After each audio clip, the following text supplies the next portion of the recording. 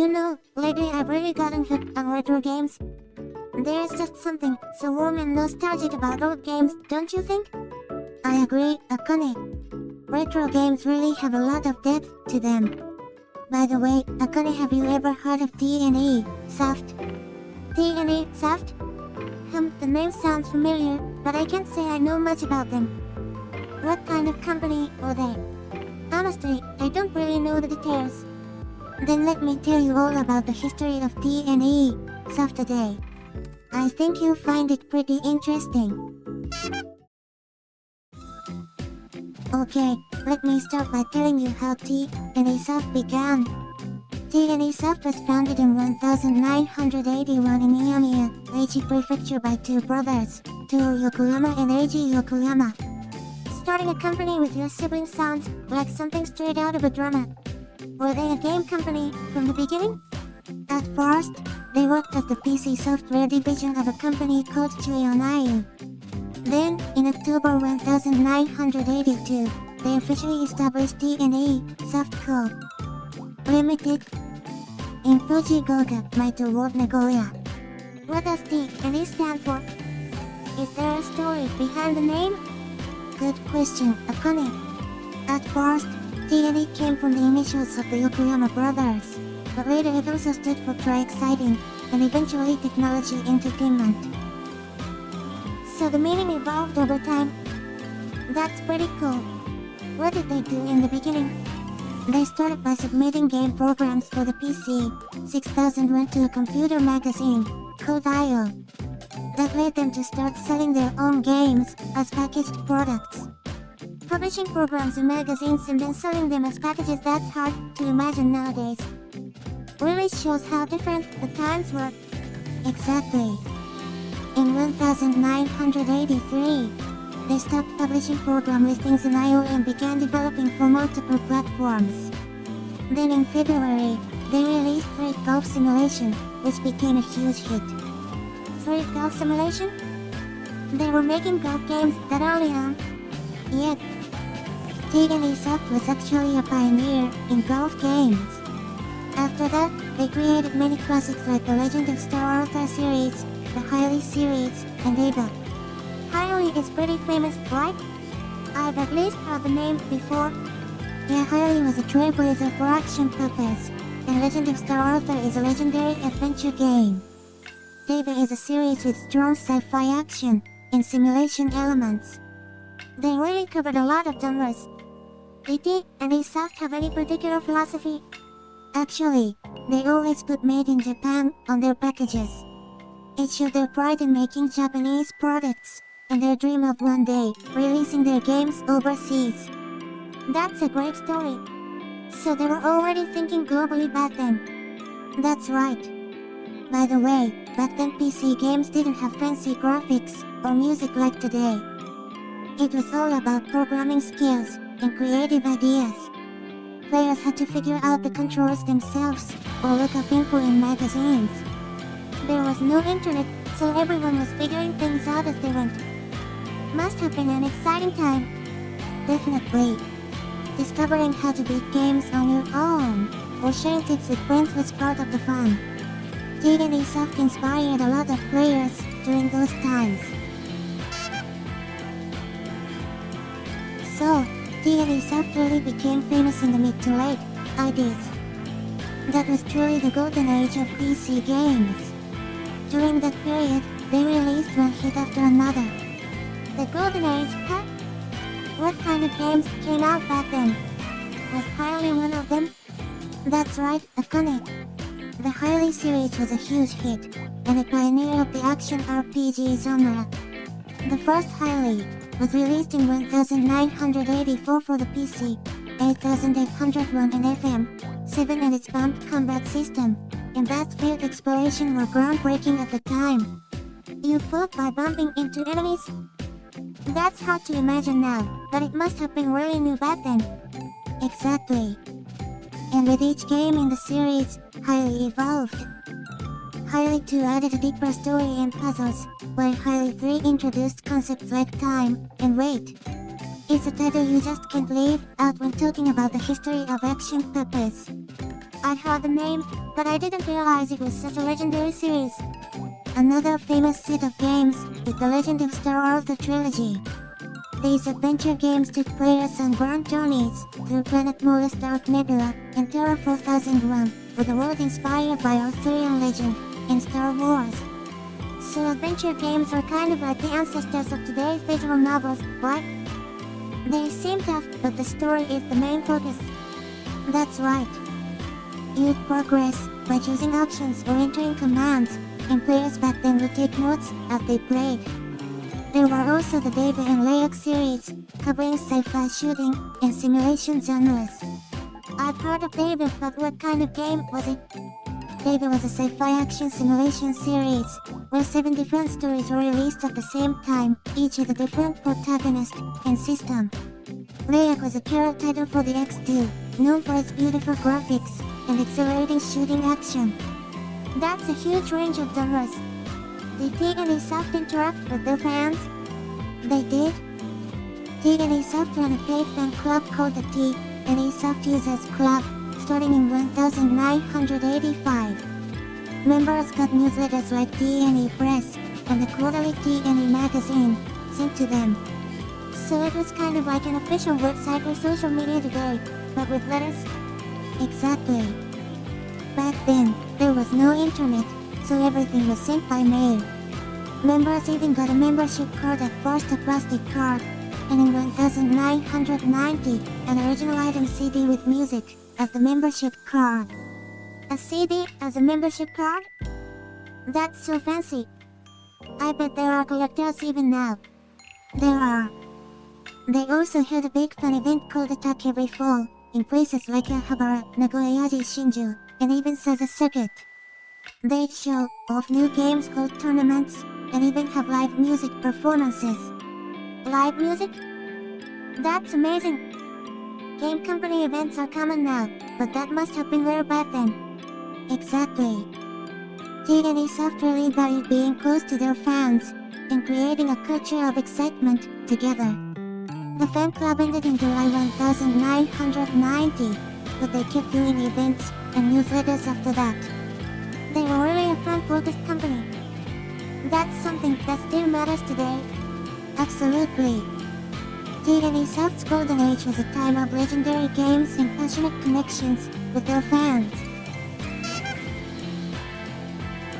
Now, let's talk about the era when T&E Soft moved into the 16-bit computer age and home consoles. In 1989, they released Harukanaru Augusta, which became one of their most famous golf games. I think I've heard that name before. Was golf really that popular as a game back then? Yes, T&E Soft had already made a name for themselves with their 3 golf simulation games. But Harukanaru Augusta, released in November 1989, was a huge hit, with adult fans because of its realistic course recreation and intuitive controls. It became their flagship series. I always thought old golf games were really simple. They must have really focused on realism. Exactly. Around this time, T&E Soft developed the 3D rendering system Polarize. And they were so confident in it, that they said it would keep them going for 10 years, and it really did. That's some serious confidence. You can tell they were proud of their technology. In October 1990, they also merged with Crystal Soft, which was struggling financially, and established the Osaka Development Division. Crystal Soft was known for the main No Shimi series, so this boosted T&E Soft's development power even more. Saving another company is impressive. With more teams, they could make even more types of games. Exactly. T&E Soft first entered the home console market with Highly Special for the Famicom in 1986.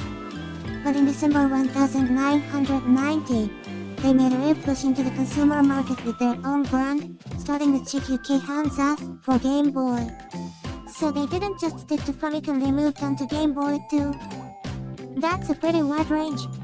In April 1991, they released new 3D golf simulation Harukanaru Augusta for the Super Famicom, which was another smash hit. From there, they gradually shifted their focus from PCs to home consoles. They were adapted to the times and moved into home consoles. That's right. In the early 90s, they released hits like the Rune World series, Pebble Beach no Hito, and Rotary no Kinsey classics in both action puppets and golf games. They even developed for the Virtual Boy, releasing titles like Red Alarm T and a Virtual Golf. The Virtual Boy? That's the one with the red screen, right? I didn't know they made games for that. Yes, T&E Soft was one of the few companies to support the Virtual Boy. They were always eager to try new hardware. That's some real pioneering spirit. Why were their golf games so popular? T&E Soft's golf games were known for faithfully recreating real courses, focusing on controls and the feel of hitting the ball. So they were enjoyable for both beginners and experienced players. They became the go-to choice for realistic golf games, especially among adult fans. So they were basically the pioneers of modern golf games. Exactly. T&E Soft expanded from PCs to home and handheld consoles, always taking on new challenges as the times changed. Now, let me tell you about the management crisis T&E Soft faced and their relationship with Square. Until the mid-1990s, T&E Soft was steadily releasing hit titles, but changes in the industry and rising development costs gradually made their financial situation tougher. While the game industry really has its ups and downs, how bad did things get? In 1997, they finally ran into a serious cash shortage. But that's when a savior appeared. It was Masaya Miyamoto, the owner of Square and a long-time acquaintance of the Yokoyama brothers. Square? The company behind Final Fantasy? That's huge. Exactly. Miyamoto provided financial support and became the largest shareholder in T&E Soft. After that, Square itself also invested, and T&E Soft became a sister company to Square for a while. So being a sister company means they work together under the same group? That's right. T&E Soft continued developing games under its own brand, but with management support from Square. It's nice to have someone help you out in tough times. So what happened after that? Even in the late 90s, T&E Soft kept trying new things. For example, they released Virtual High for the Sega Saturn, Blaze Blade and Golf Paradise for PlayStation, continuing to push both action puppets and golf games. Virtual High was the third one, right? That must have been rare back then. Yes, Virtual High was a 3D action RPG released for the Saturn in 1995, marking a new direction for the series. Blaze Blade was also innovative, allowing up to 4 players to cooperate at once. And they even had Golf Paradise. They really tried a lot of genres. Exactly. Even as things got tough, T&E Soft kept taking on new ideas and technologies. But with the industry changing and competition heating up, the company eventually faced a major turning point. The game business really is a roller coaster. T&E Soft sure went through a lot. They did. T&E Soft's history is full of challenges and adversity. But that's also what led to so many legendary games and stories. Now, this is where T&E Soft's history takes a major turn. In 2001, T&E Soft entered into a capital and business alliance with Disney, more specifically with Oriental Land, the company that operates Tokyo Disney Resort. Disney? You mean the Disney, the Magical Kingdom? What kind of connection did a game company have with them? That's right. Oriental Land runs Tokyo Disney Resort, and by partnering with T&E Soft, they were looking to explore new possibilities in entertainment. As part of this alliance, T&E Soft gained the rights to use Disney characters and began developing online games and content. In 2002, they even launched a service called Disney Game World. Following this, in May 2002, T&E Soft changed its name to Do Wonderland Inc. They even changed the company name. So, was that the end of T&E Soft? As a corporation, T&E Soft ended here, withdrawing from the game business and moving in a new direction as a company. But what happened to T&E Soft's games and brand? Did they just disappear? No, and that's what's amazing about T&E Soft. The old content production team became independent and established a new company called DeepCo Limited in July 2002.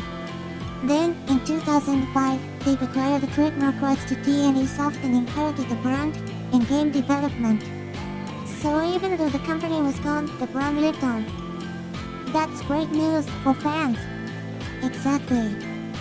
The staff worked hard to preserve the T&E Soft brand and memories, wanting to live up to the fans' expectations and carry that spirit into the next era. They really were a beloved company. Makes me want to cheer them on too. T&E Soft's history is filled with passion and dedication to fans, something that went beyond just being a company. Now, let me tell you about the era of the new T&E Soft, or what people call Shin T&E. Even after the original T&E Soft became the Wonderland, the T&E brand continued to live on. Wait, if the company was gone, how did the brand survive? Actually, in 2003, Tour Yokoyama founded Digital Golf Co. Limited in Myoto, Tokyo. Then in 2006, Digital Golf absorbed DeepCo Limited, set up a Nagoya branch, and officially restarted game development under the T&E Soft brand. So Digital Golf just made golf games? Golf games were their main focus, but they also carried on T&E Soft's tradition by developing games for home consoles, PCs, mobile, and online platforms. So how did the new T&E Soft come about?